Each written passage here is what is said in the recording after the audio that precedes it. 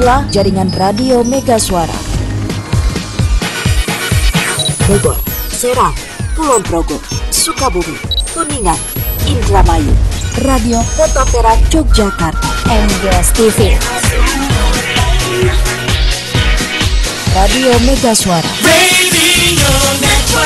Radio Network, Mega Suara.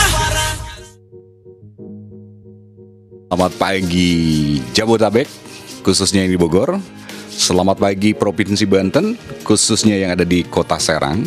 Selamat pagi Sukabumi, di Kota Sukabumi. Selamat pagi Indramayu yang ada di Pantura. Kemudian selamat pagi yang ada di kaki Gunung Ciremai, tepatnya di Kabupaten Kuningan. Kemudian juga apa kabar buat teman-teman yang ada di Kulon Progo, Yogyakarta, dan juga yang ada di Kota Perak, tepatnya di Jalan AM Sangaji, Radio Kota Perak FM. Seperti biasa, setiap hari Rabu dan Sabtu kita jumpa lagi dalam program acara Info Gunadarma, tentunya bersama Universitas Gunadarma, Coloring the Global Future. Dan untuk kesempatan pagi hari ini sudah hadir narasumber kita yang kemarin kita jadwalkan minggu lalu, namun baru bisa hadir hari ini. Ada Profesor Dr. Budi Hermana. Kumaha Damang, apa kabar? Alhamdulillah. Alhamdulillah sehat. Selamat pagi. Selamat pagi. Selamat pagi, Pak Prof. Budi ini adalah dari Universitas Gunadarma yang membidangi Badan Administrasi Perencanaan dan Sistem Informasi. Pak, sebelum kita membahas tentang Universitas Gunadarma, masih ada kaitannya. Ini lagi musim yang namanya COVID-19 atau Corona.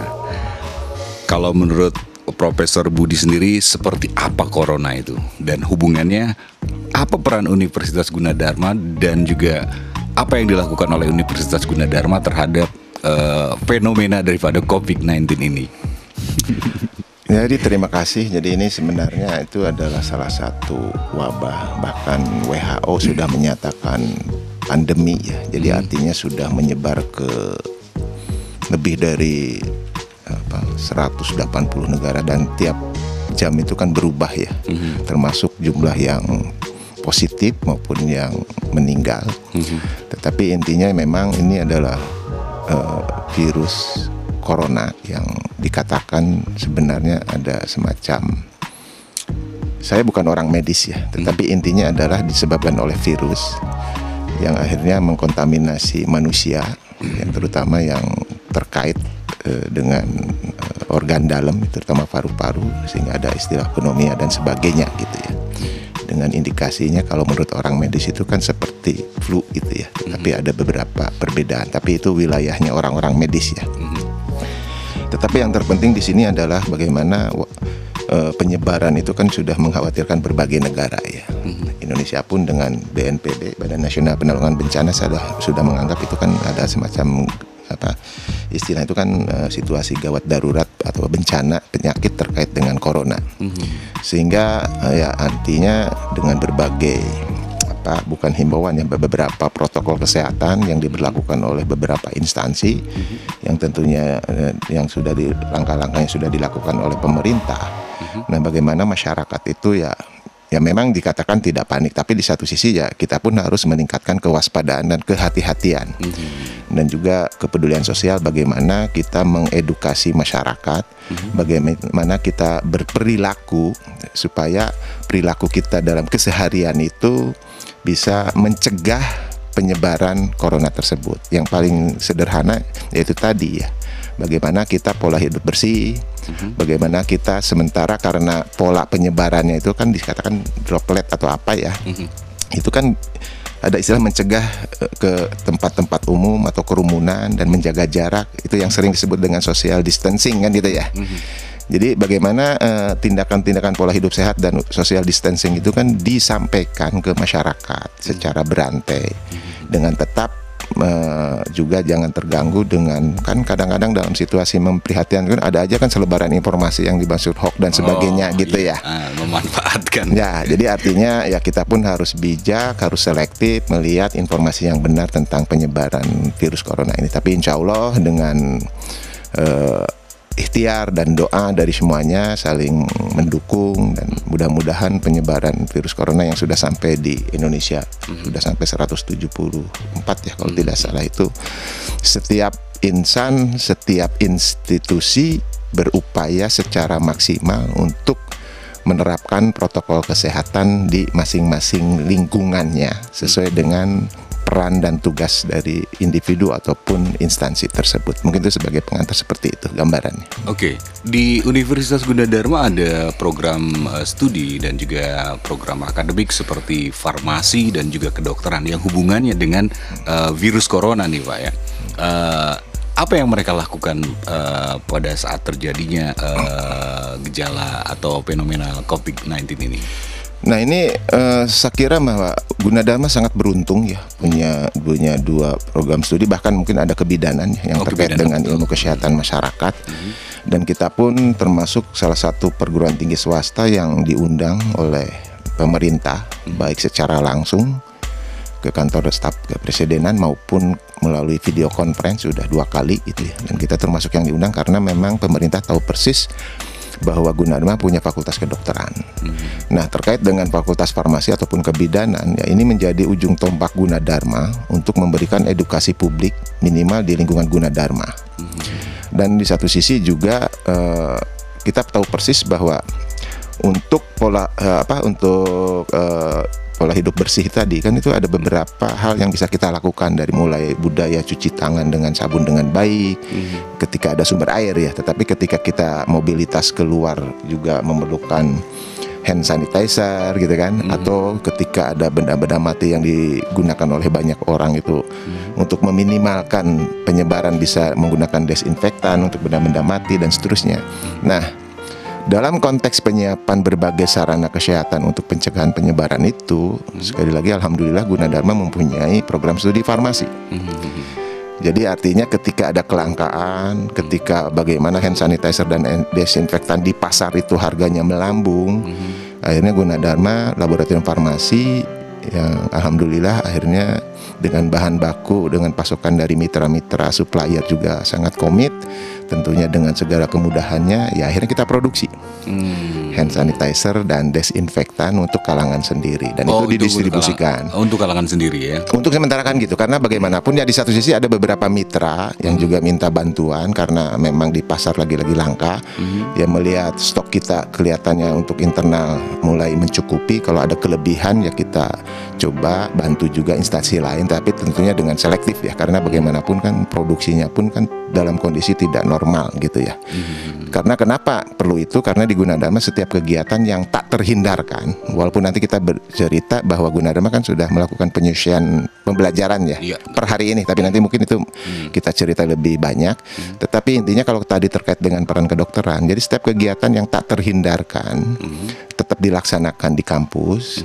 Karena kan kadang-kadang ada beberapa kegiatan itu ya, tapi itu pun sangat selektif dan itu harus persetujuan pimpinan, maka dilakukanlah protokol kesehatan. Jadi Gunadarma sudah mempunyai salah satu bentuk kesiapan Gunadarma itu adalah mempunyai protokol kesehatan yang harus dijalankan dalam upaya pencegahan. Salah satunya tadi ada kedokteran, jadi setiap tamu ataupun apapun di dalam kegiatan yang tak terhindarkan untuk dilaksanakan secara on campus itu, misalnya ada pengecekan suhu baik itu dengan infrared maupun dengan termometer gun gitu kan.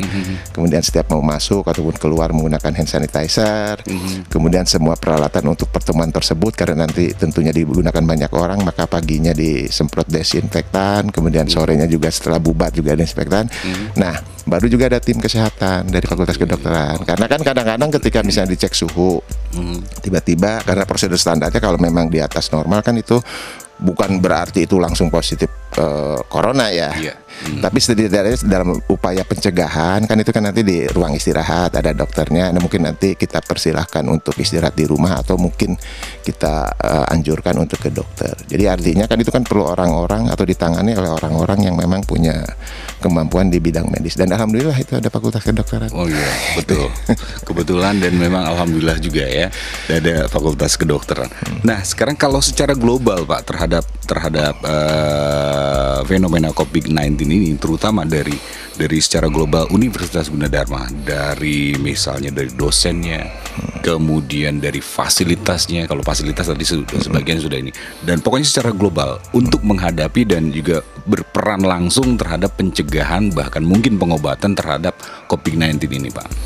Nah, Jadi karena Gunadarma kan salah satu institusi pendidikan ya, yang salah satu tugasnya kan tridharma ya, ada pendidikan, gitu kan, kemudian ada penelitian, ada pengabdian masyarakat. Nah, di satu sisi juga karena kita institusi pendidikan yang di bawah Kementerian Pendidikan dan Kebudayaan, tentunya kan ada arahan-arahan. Nah, dalam konteks mengantisipasi virus corona ini atau COVID-19 ini, memang dari sisi ketika ada gejala dan itu sudah tersebar, ya Gunadarma pun sudah mengantisipasi dengan melakukan koordinasi. Tapi di satu sisi akhirnya kan kondisi kan mulai makin memprihatinkan ya, sehingga pemerintah pun melalui Kementerian Pendidikan dan Kebudayaan kan semacam membuat surat edaran ya. Jadi ketika itu ada surat edaran dari kementerian, dari sekjennya, kemudian bahkan per hari kemarin itu juga ada surat edaran dari Menteri Pendidikan dan Kebudayaan. Nah, sebagai bentuk antisipasi dan menindaklanjuti surat edaran tersebut serta melihat kondisi Gunadarma dengan jumlah dosen dan mahasiswa yang relatif banyak, dengan lokasi kampus yang tersebar di 13 lokasi kampus, tentunya kan kita pun harus memberikan kontribusi sebaik-baiknya dalam upaya pencegahan. Sehingga setelah situasi eksternal dan intern tersebut pada persisnya tanggal 12 Maret ya, akhirnya Ibu Rektor mengeluarkan surat keputusan yang menjadi landasan formal bagi semua satuan kerja di Universitas Gunadarma untuk menindaklanjuti situasi tersebut dengan menyusun protokol kesehatan. Ya, sebenarnya sederhananya protokol kesehatan adalah kebijakan dan pedoman bagaimana kita upaya mencegah kan gitu ya. Ya, betul. Cuma masalahnya bagaimana gerakan mencegah itu kan bisa masif ke seluruh dosen, mahasiswa dan satuan kerja, kan begitu masalahnya gitu kan. Dan itu kan perlu seperti tadi kan perlu sarana kesiapan kesehatan, tenaga medis dan seterusnya, sehingga kami tuangkan dalam dokumen yang namanya protokol kesehatan. Dan itu alhamdulillah untuk versi pertamanya itu dirilis 13 Maret kan gitu ya. Baru ketika ada himbauan lagi, ini kan perubahannya kan dinamis ya. Betul. Jam per jam ya, sehingga ketika itu ada lagi arahan dari ini, ada lagi dan sebagainya. Nah, alhamdulillah Gunadarma karena teamworknya juga bagus dan juga multidisiplin ilmu, kita bergerak bersama sehingga akhirnya pada tanggal kemarin itu kan tanggal 17 ya. 17 akhirnya buat Ibu Rektor menerbitkan surat edaran yang kedua. Dan akhirnya per hari ini semua bentuk pembelajaran itu dialihkan, bukan libur ya, dialihkan. Yang tadinya metode tatap muka di kelas secara fisik dosen dan mahasiswa ketemu, per hari ini digantikan dengan pembelajaran jarak jauh. Kalau Gunadarma kan sudah melakukannya dulu ya, kayak virtual class gitu. Nah, kalau sekarang apa sistem pembelajaran yang dilakukan? Sebenarnya hampir sama ya. Cuma kan karena ini sangat situasinya memang memprihatinkan, jadi kita intensifkan. Jadi secara tegas, secara eksplisit di dalam surat edaran tersebut dan ditindaklanjuti oleh bagian-bagian terkait, misalnya BAK, e-learning center, maka per hari ini full seluruh program studi. Kita tahu bahwa program studinya itu kan Gunadarma sudah 42 program studi. Dosennya yang mengajar semester ini adalah 1.520. Kan gitu kan? Dengan 1.520 itu yang mengajar, termasuk dosen tidak tetap kan gitu ya. Kemudian juga termasuk mahasiswanya yang dari 42 program studi itu kan sekitar 40.000 lebih kan gitu. Nah, bagaimana infrastruktur untuk pembelajaran jarak jauh yang sebenarnya Gunadarma udah biasa menggunakan, yaitu virtual class, itu menjadi prioritas gitu. Jadi diharapkan mahasiswanya itu di rumah atau tempat tinggal yang diperkirakan minim resiko penyebaran. Nah, ini juga perlu disampaikan kepada dosen dan mahasiswa. Belajar di rumah itu ya memang betul-betul juga menerapkan social distancing. Jangan sampai wah enak nih, tidak ada kuliah padahal kan ada pembelajaran jarak jauh. Terus mereka berduyun-duyun jalan-jalan ke tempat-tempat publik dan sebagainya. Jadi tolong mudah-mudahan masyarakat dan juga nanti juga berikut orang tua ataupun walinya bahwa pembelajaran jarak jauh itu bukan berarti nanti kita juga tidak menerapkan pola hidup sehat ataupun tadi social distancing tadi, sehingga diharapkan ya mari kita lebih ngobrol, bercengkerama dengan keluarga masing-masing di rumah saja gitu kan, dan menghindari untuk keluar itu dalam konteks tadi ya. Karena bagaimanapun sangat dikhawatirkan gitu ya. Kalau nanti terjadi kerumunan, kan sebenarnya kan kerumunan itu kan berpotensi besar untuk penularan ya, walaupun kita tidak pernah tahu ya. Karena ketika berkerumun kan kita tidak pernah tahu kondisi kesehatan dari masing-masing individu di dalam kerumunan tersebut. Tetapi sebagai salah satu bentuk antisipasi, tapi juga berarti kita juga panik. Tapi intinya kita sedikit mengerem aktivitas yang tadi ya, menghindari kerumunan tadi yang diistilahkan itu sering disosialisasikan oleh WHO, oleh Kementerian Kesehatan, yaitu social distancing tadi. Ya termasuk pola hidup sehat tadi, cuci tangan sebelum makan dan seterusnya. Oke, baik. Nanti kita akan bincang-bincang lagi dengan Profesor Budi Hermana di kesempatan pagi hari ini, sahabat Mega Suara dan juga kawan Kota Perak. Untuk Anda yang mau konsultasi, ya bukan konsultasi, tanya jawab juga boleh di WhatsApp kita di 0812-112-1008. Prof, nanti kita lanjut lagi sampai jam 10 dan kita akan kembali setelah beberapa informasi berikut ini. Inilah jaringan radio Mega Suara. Bogor, Serang, Kulon Progo, Sukabumi, Kuningan, Indramayu, Radio Kota Perak, Yogyakarta, MGS TV, Radio Mega Suara. Radio